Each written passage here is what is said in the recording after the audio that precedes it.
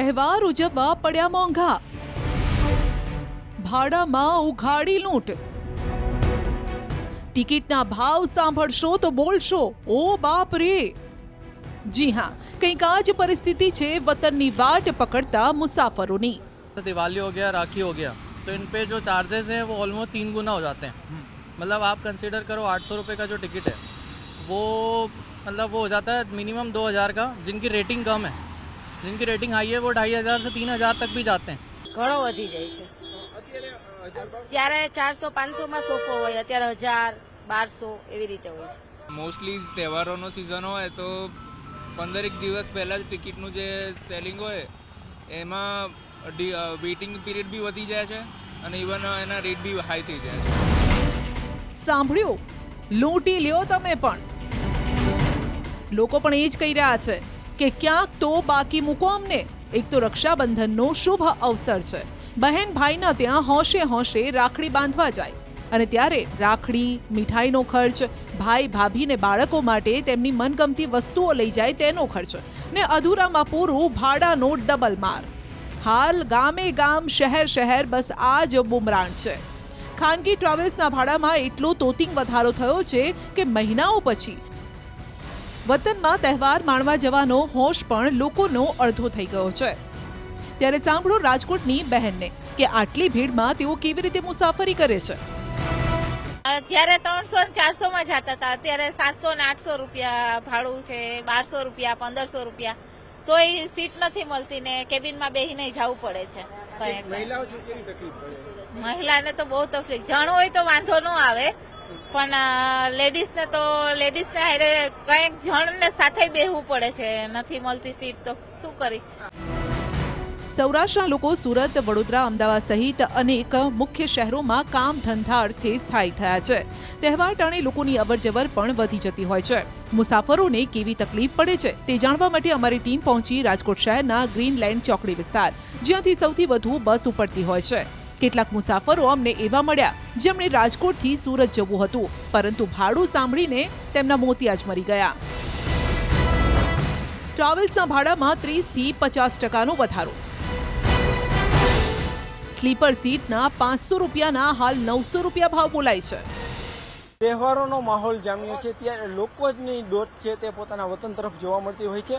ત્યારે રાજકોટથી પણ સુરત, અમદાવાદ સહિતના જે અનેક વિસ્તારો હોય છે ત્યાં લોકો જતા હોય છે। ખાસ કરીને જે રીતના વાત કરવામાં આવે તો જે અત્યારે તહેવારમાં જે લોકો હોય છે તે ક્યાંક ને ક્યાંક પોતાના વતન જતા હોય છે।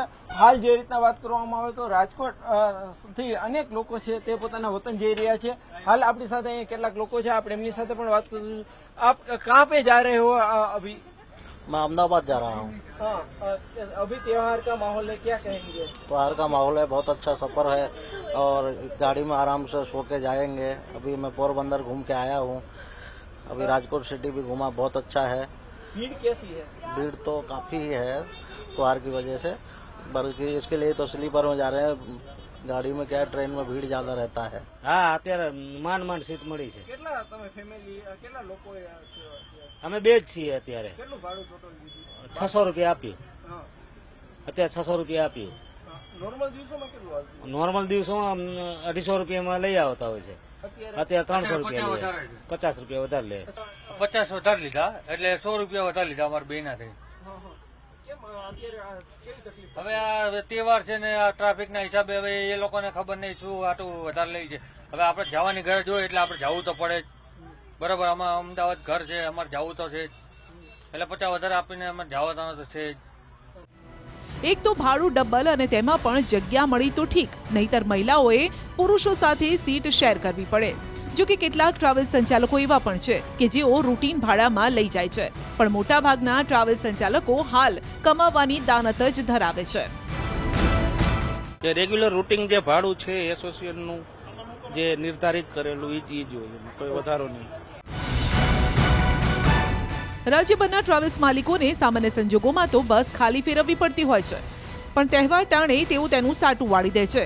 હાલ શનિવાર, રવિવાર અને રક્ષાબંધનની રજા એક સાથે આવી રહી છે, માટે નોકરી ધંધા કે અભ્યાસ અર્થે અમદાવાદ આવેલા લોકો પોતાના વતનમાં જઈ રહ્યા છે। જેટલી પણ ટ્રાવેલ્સ બસ અમદાવાદથી ઉપડે છે તે અત્યારે હાઉસફુલ જઈ રહી છે. એક તો પહેલાથી તેઓ બુકિંગ કરાવે છે, તે પણ ડબલ ભાવમાં.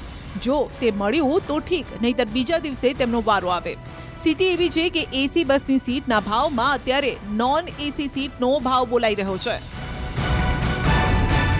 ટ્રાવેલ્સમાં બસમાં રીતે જઉં છું તો એસીમાં 800 રૂપિયામાં મળી જાય છે, પણ આ વખતે નોન એસી મને 700માં મળી જાય. એટલે જે ભાવ મને 500માં મળવો જોઈએ એ અત્યારે મને 700 ચૂકવવા પડ્યા. વાર અમે બોમ્બે જતા હોઈએ છીએ તો 1200-1300 જેવી ટિકિટ હોય છે, તો અત્યારે કોઈક વાર 1500-1600 બી હોય છે. રજાના આ દિવસો છે, માટે કેટલાક લોકો કાં તો વતન જાય છે અથવા તો ધાર્મિક યાત્રા પર. જે એકલા મુસાફરી કરે છે તેમને તો કદાચ આ ભાડાનો બોજ સહન પણ થાય, પણ જેઓ પરિવાર સાથે મુસાફરી કરે છે તેમને મોટો આર્થિક ફટકો પડે છે. मैं सोलो ही ट्रैवल करता हूँ मोस्टली. अच्छा, तो चार्जेस आपके पास कोई ऑप्शन नहीं है, आप बस में कोई सी भी सीट लो, आगे या पीछे की आपको चार्ज वही देना है. तो अभी कितना का टिकट आपको पड़ा, पहले जो पड़ता होगा उससे? अभी जैसे मेरे को उज्जैन जाने का टिकट पड़ा है यहाँ से 2200 रुपये का. पहले कितने में जाते हो? पहले 850 में. પરિવાર સાથે મારા હસબન્ડ, મારો બાબો, અમે 3 જઈ રહ્યા છીએ. દ્વારકા જઈએ છીએ. આમ તો સામાન્ય રીતે 700 હોય છે, પણ આ જે તહેવાર છે એના લીધે અત્યારે અમે 900 રૂપિયા પેડ કર્યા છે ઓનલાઈનમાં. એટલે 3 જણાના ગણીએ તો કેટલા? 3માં મારો બાબો 5 વર્ષનો છે એટલે એના નથી, પણ બંનેના થઈને 1800 આપ્યા છે. ત્યારે અમદાવાદથી રાજકોટ, સુરત, રાજસ્થાન જતા મુસાફરોની એક ફરિયાદ છે કે આટલું બધું ભાડું તે કંઈ હોતું હશે? સૌરાષ્ટ્ર તરફ જતી જે મુસાફરો છે, ઉપરાંત મુંબઈ, રાજસ્થાન, આ તમામ જે સ્થળો પર જવાવાળા જે મુસાફરો છે તે વધારે પ્રમાણમાં જોવા મળતા હોય છે. પરંતુ મહત્ત્વની બાબત તો એ છે કે જે સામાન્ય દિવસો કરતાં આ દિવસોની અંદર ટ્રાવેલર્સના સંચાલકો દ્વારા ભાડું વધારી દેવામાં આવ્યું હોવાનું કેટલાક મુસાફરો છે તે ફરિયાદ કરી રહ્યા છે. જે સામાન્ય દિવસોની અંદર ભાડું વસૂલવામાં આવતું હતું તેના કરતાં હાલ જે ભાડું છે તે વધારે વસૂલવામાં આવી રહ્યું છે. બીજી તરફ ટ્રેન અત્યારે હાઉસફુલ ચાલતી હોય છે, તેમાં પણ મહિના પહેલાથી તમારે બુકિંગ કરાવવું પડે. જો એમાં મેળ ન પડે તો લોકો ખાનગી ટ્રાવેલ્સમાં જ મુસાફરી કરવા માટે મજબૂર બને છે. પણ અહીં ખિસ્સા પર ભાર વધી જાય છે. આવા સમયે લોકોની માંગ છે કે મુસાફરોની સંખ્યાના આધારે બસોની સંખ્યામાં પણ વધારો કરવો જોઈએ. ભાવ આવી રીતે વધારવો ના જોઈએ લોકોએ.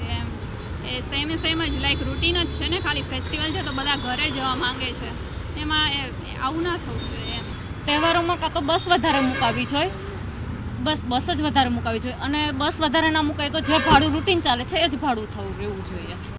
માટે જો તમે પણ બહાર જવાનું વિચારતા હોય તો ખિસ્સા તપાસી લેજો, નહીતર ભારે પડશે.